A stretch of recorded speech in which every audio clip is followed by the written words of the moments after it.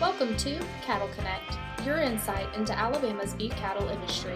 I'm your host, Josie Jones, and this is Cattle Connect, brought to you by the Alabama Cattlemen's Association. Hello, Cattlemen. Today I am joined by a very special guest, Miss Kathy Adams Phillips of Kathy's Southern Kitchen.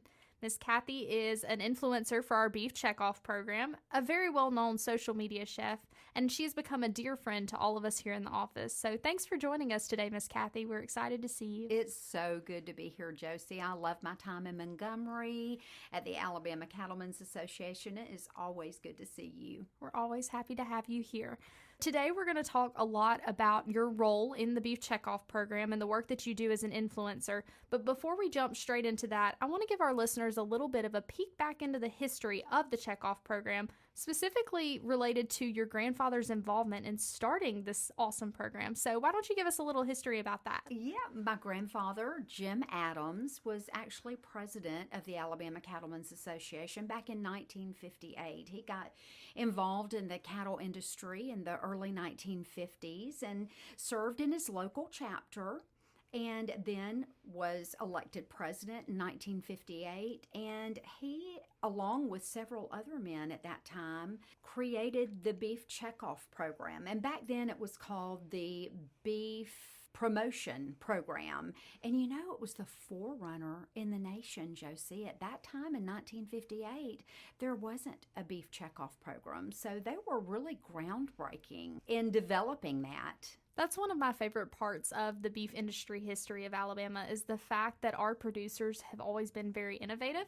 Yes. And they've learned to find solutions for the different problems that they interact with. And this is just one great example of our producers really thinking through what was going to be needed in the future and how they could provide for that. So one of the just interesting facts that I find about the start of the Beef Checkoff program is that it was only 10 cents at the very beginning, and how that's changed a little bit. I think that's so amazing of the fact that it's kind of grown with the times but still remained true to its roots. It really does. And think 10 cents per head of cattle and the difference that 10 cents made and where we've come to now. And I believe, Josie, is it $2 Yes. a head now? Yes, so now the Beef Checkoff program, for any listeners that don't know, we have a national checkoff program that's $1 and a state checkoff program that's $1. And so when a head of cattle is sold in the state of Alabama, producers send in $2.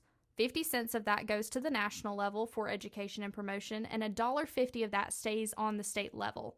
The national program was started through a farm bill, and it still continues today through NCBA and several of the groups that we partner with. But the state program is actually still very producer driven, and I think that's fantastic. We have a referendum every 5 years to decide if we're going to continue the program. We actually just had one here recently, and so I think it's very neat that our producers are still in big support of this program. You know, it passed by more than 94%, so that's always fantastic for us to hear because it helps us know that we're doing what the producers want to see and that they're still very much behind this. Absolutely. And we're promoting beef. That's what it's all about. Absolutely. So there's rules and requirements behind this program as any, but the main purpose of it is to continue on beef education, whether that's through culinary groups, high school agriculture groups, or even with consumers. So a lot of dollars go into marketing as well to make sure that beef is still being sold, that consumers are getting accurate information about their beef, and then also that on the state level that we're training our producers to be able to continue producing a high quality and safe product. There are a lot of great things that go through these doors to make sure that this happens, and a lot of partnerships to make sure that everything is done how it needs to be. It's just so great. Now that we've given a little bit of history and kind of behind the scenes of how that all came about, let's talk a little bit about you and how you got involved after your grandfather. I know you had a history with this program even as a child and kind of seeing him interact. So tell us a little bit about that, but then again, how you were reintroduced to the program and where you stand with that today. The cattle industry has always been a big part of our lives. My grandfather raised cattle and livestock in general, had a horse farm as well. And so it's something that I was always a part of as a child. I can't remember a time going into my grandfather's house that I didn't see an Alabama Cattlemen's magazine laying on the coffee table. So it was just always a part. And then years later, my grandfather, of course, passed away in 1979, and so we really lost touch as a family with the Cattlemen's Association. And about 2 years ago, I started following the Cattlemen's Association on Facebook. And I was seeing what y'all are doing with scholarships and raising up the youth. I think that's probably a proud moment for me, is to see what you're doing with young people and how you're educating. And I had made a comment on a post that was shared about how proud my grandfather would be. You know, I am a social media chef, so Kayla reached out to me and asked if I would like to come on board and help promote beef. And wow, what a full circle moment that's been for me. And to jump back in, it feels like I never left. It's been very neat to see you jump back in and see the pride that you take in your role as a beef promoter and all of the efforts that you put forward to make sure that it's promoted across the state. You do a phenomenal job of that, and I think it's very neat to see your heritage and where it came from, and then also your passion that you've grown in today as a member of the Alabama Cattlemen's Association and an advocate for the beef industry as a whole. Absolutely. I am a member of the Cattlemen's Association. Even though I don't raise cattle, I want to support our cattlemen and women. They work hard to provide this wonderful product. And I love being a member of the association, whether you're a producer or not. It's just a great way of life and great people here. And I love being a part of that. We love having you as a part. And one thing I would ask you, can you talk a little bit about the value you see in being a member, even though you don't have cattle, and why you work so hard to support those in the agriculture industry? Well, our farmers are the salt of the earth. There's just no greater people on earth, in my opinion, of course. I'm a little prejudiced, I do believe, but truly just wonderful men and women that work so hard, and I want to support that any way that I can. Benefits of being a member is getting to know great people, supporting one another, and knowing that you have a part and a say-so about this great product. I also love seeing what's happening. Again, I'm going to say this over and over again, in our youth. There's seeds being sown, and I want to be a part of that. It's a part of my heritage. It's a part of where I came from. I want to see my children and grandchildren still have this association in their adult life. And so the only way that they can do that is if we support it. And that's something that's really a key component of the Beef Checkoff program, is the fact that it puts so much effort towards developing a better tomorrow. In the beef industry, a lot of times we're having to work in the today, whether that's a rainy day or a long day or a drought or any situation that's going on.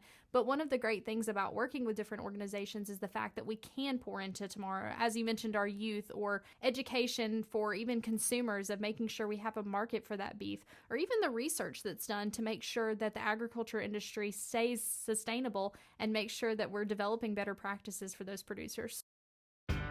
Want to hear more about upcoming beef cattle events? No problem. Visit us online at bamabeef.org/events or check out your latest issue of the Alabama Cattlemen magazine. We've talked a lot about the history of it and kind of how you got here today, but let's talk a little bit about your role as a beef influencer and what that looks like for you. To start with, can you talk a little bit about the audience that you reach through your channels?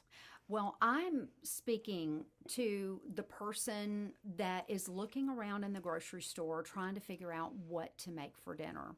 I have over 60,000 followers on my social media platform, and I share simple recipes. I can take the most elaborate recipe and break it down and simplify it where people are not intimidated to cook it or to make the investment. Groceries are expensive. It's a big part of dollars we earn that we're spending. And so I want to put out a trustworthy recipe and help that person that's trying to feed their family feel confident in what they're doing. Absolutely. And I do want to mention this. We talked a little bit about your audience, and that's those families in Alabama, whether they're Yes. rural families or people in the city. And that's something that we have to take a look at as a staff of the audience that we're reaching. We push a lot of beef content on our channels, but a large portion of our viewers, whether that's on social media or YouTube or anything else, are our producers, because that's how they stay informed. And so working with influencers like yourself, we're able to reach a different demographic to be able to get them this content and help them see the value in this product that we all know and love. So it's very neat that we have these partnerships to where we can work together to share the information that we may know in industry to people outside and help them kind of enjoy this product that we work so hard for. Absolutely. If we're going and we're purchasing the product, we need to know what to do with it. And that's the role that I play. I want to be able to share those good recipes and where they just have the confidence to go out and make it for themselves, for their families, whether it's a celebration or it's just dinner at home for one.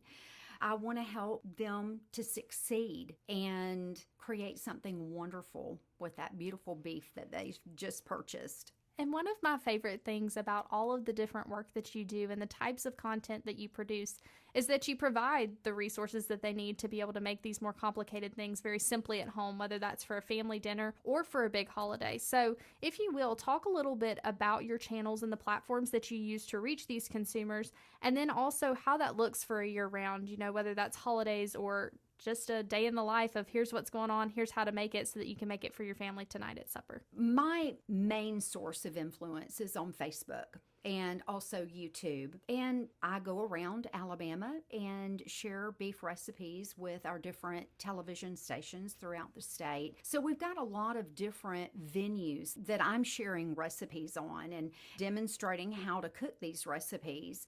I love everything from a beef Wellington to a patty melt. And by the way, I have to say that probably the most watched video would be making a patty melt. It's amazing to me. You can come up with these complicated recipes that are beautiful and wonderful, but at the end of the day, they just want that satisfying, sizzling, good beef.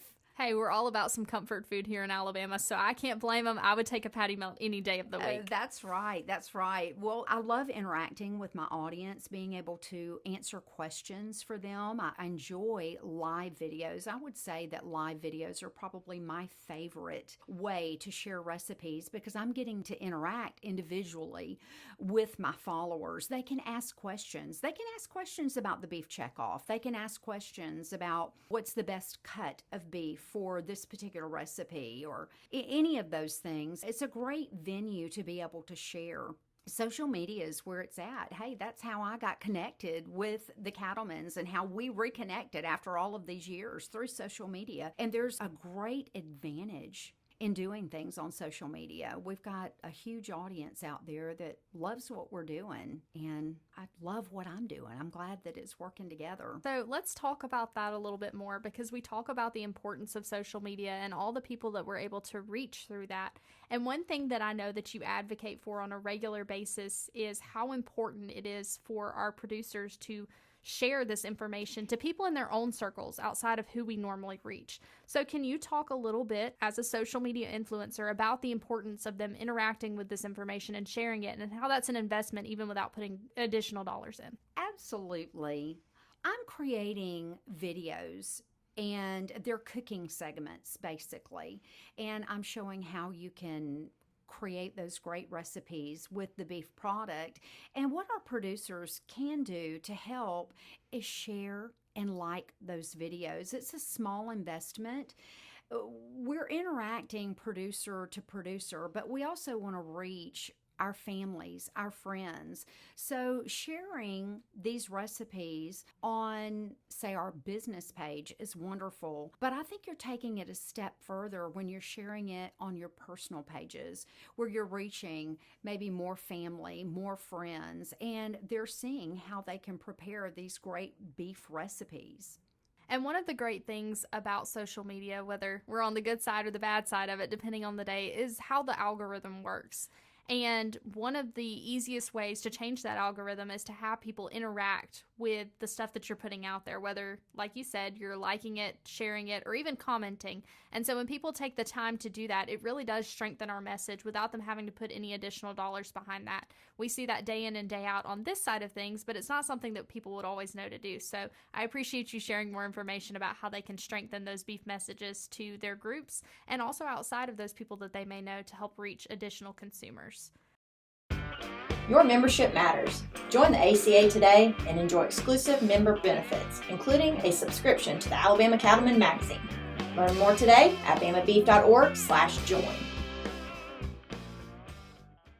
I know we've talked a lot about social media, and we both love it. We both work in it, but we recognize that a lot of our producers don't have social media. So I did want to mention a couple of the ways that people without social media can still help strengthen our messaging without adding additional dollars to their budgets. One of the things that can be done on the county level is hosting beef outreach events. So if they want to go to a local event and share information, we have the resources for that at the home office, and I'm always happy to help. You can call us here at the office or email me and get those resources. And Miss Kathy, that's something that you even do outside of the social media work you do. I know you've attended several beef cook-offs and things like that as a judge, or even going to your local schools and talking to students. Can you talk about the importance of seeing people face to face and sharing some of that messaging as well? Well, there's nothing like that in-person relationship and creating and forming a bond with someone. That is always the best. And that's why membership is so important, because we're connecting with one another. But going out to the schools and educating them on beef or the Cattlemen's Association is always a favorite thing to do. I have magazines in my car, and I have been known to stop in here and there and just drop off a magazine. Educate them. That's a wonderful benefit that we have as members in getting that Cattlemen's magazine. And I love sharing that with schools. I love sharing it with businesses. So those are just different ways that I like to work within my own community. You talked about the importance of meeting people face to face. And unfortunately, that is one of the downsides of doing a podcast, is that we can't take you around and introduce you to each of the individual listeners. But before we go today, I did want to give them a chance to learn a little bit more about you outside of your work as an influencer. I have 3 quick and easy questions that I would like to ask you, just so our listeners can get to know you a little bit better before they go interact with some of your content. Are you ready? I'm ready. All right. Question number 1. What is your favorite beef dish to cook and why? I'd say the top of the list for me is the beef Wellington. And the reason why that's the top of the list is the reaction that I get from people. Beef Wellington is a show-stopping dish, and I've created some shortcuts that have simplified it and taken the intimidation factor out of it. But I just love the look on people's face when they see it and then when they taste it. Oh, so it's very rewarding and satisfying for me. So that's at the top of my list. And I can promise anyone listening that it is super delicious. I love her beef Wellington. So if you're looking for that show-stopping dish that she talked about, check out her channels. I know there's plenty of content and videos made around it, and give it a try. Your family will be surprised, and I bet you'll love it. Question number 2. What has been some of your most popular videos featuring beef to this point? There's 2 videos that come to mind. One was the smash burger tacos.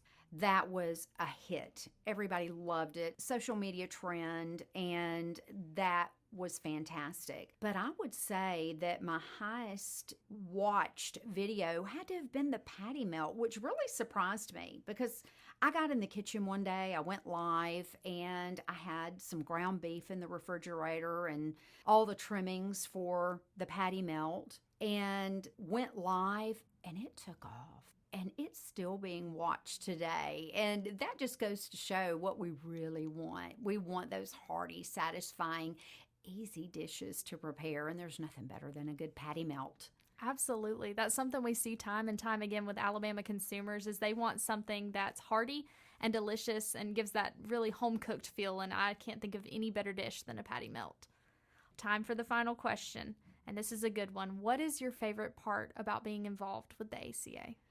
Without a doubt, connecting with the people. As I said before, they're salt of the earth. And every time I see a cattleman or woman, they're so gracious and kind and giving, such giving people.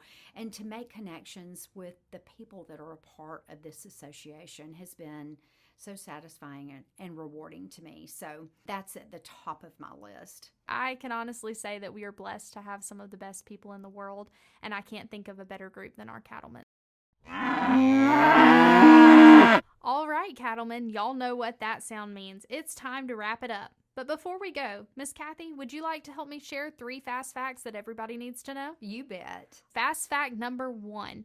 Of all of the beef consumed in the United States, did you know that more than 50% of it is ground beef? Wow. I know, that's crazy. I feel like our summer grilling has something to do with that. You better believe it. What you got for us? For Well, number 2? speaking of summer grilling, we are here, and Father's Day is right around the corner. And did you know that it is an Alabama state proclamation that beef shall be served for Father's Day? I love that. I can't think of any better way to celebrate my dad than giving him a good old steak. So You got I can that right. appreciate that one. Yeah.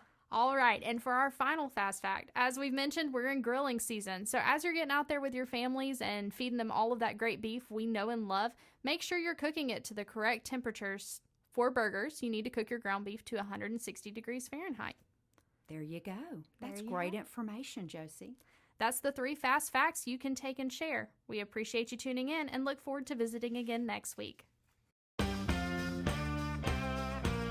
Well, folks, thanks for tuning in to this episode of Cattle Connect, brought to you by the Alabama Cattlemen's Association.